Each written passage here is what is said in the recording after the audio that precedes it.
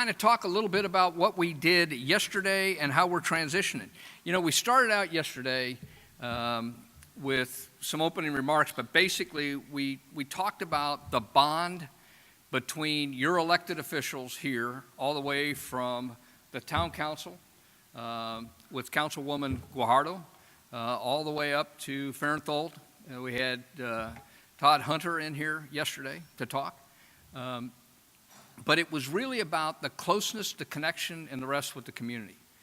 And you kind of put that aside and you go, yeah, okay, fine. Well, this morning, the first event that we had besides the icebreaker is a unveiling of a new bus for the city of Corpus Christi with a wrap on it that talks about the connection between the community and between CCAD.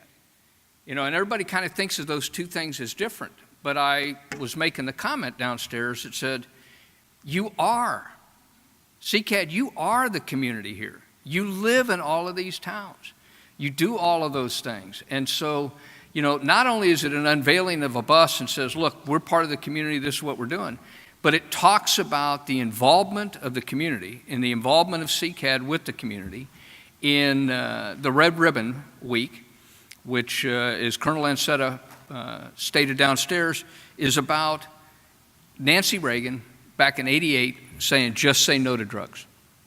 And it has evolved over time, and it's not just say no to drugs, it's say no to drugs, say no to alcohol, say no to tobacco abuse, and more importantly, say no to physical bullying and cyberbullying and the rest. And so they talked about the new partnership that they're forming with the school. Again, this is about people, and it's about the interaction with people, and it's what makes CCAD and what makes Corpus Christi and what ultimately makes Quad A the kind of organization that we are, because we talk about the networking, the recognition of people, the support we give each other, and so I just commend you on what you're doing. So we did that yesterday. Then, of course, we did a number of rapid shifts in scheduling, because we learned that air transportation is not everything that you think it is, and that we still don't fly well through weather.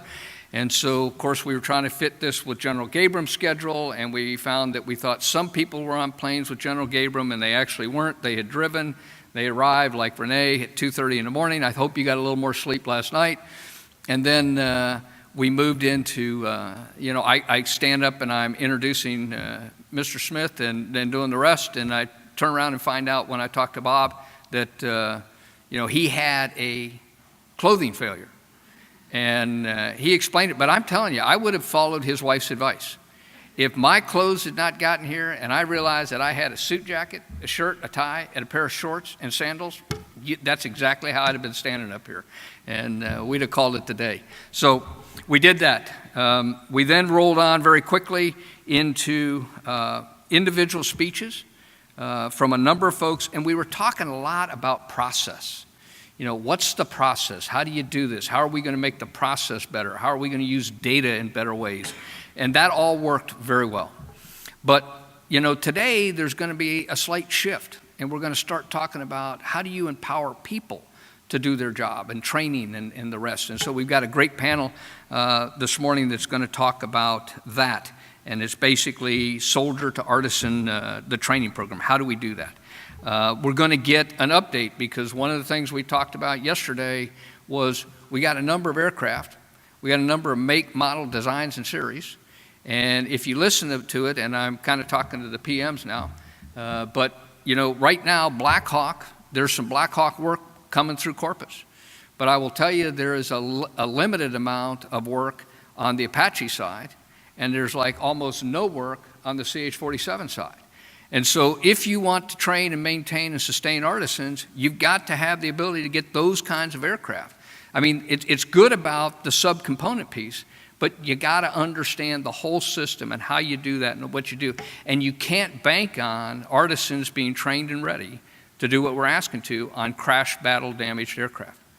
Because what you're doing is you're waiting for the opportunity to train. And so I'm really looking forward to some of the panel's discussion and the rest this morning.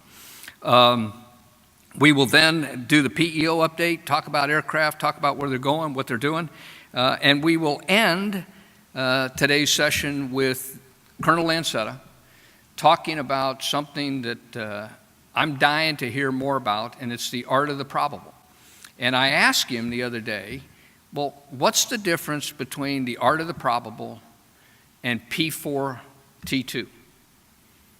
And, you know, he said, well, it's about constraints. Well, P4T2 was about constraints. And it was about how do you enable down at the tactical level those individuals to do that, and it's very similar. So I'm looking for what's the similarity, how have we done that, how have we changed, and how are we going to make this all better. So as you can see, we have got a full action-packed morning this morning. I do want to note that today Lieutenant General Retired John Riggs is in the audience with us, and we also have the Deputy CCAT Commander. So thank you and welcome to both of you. All right.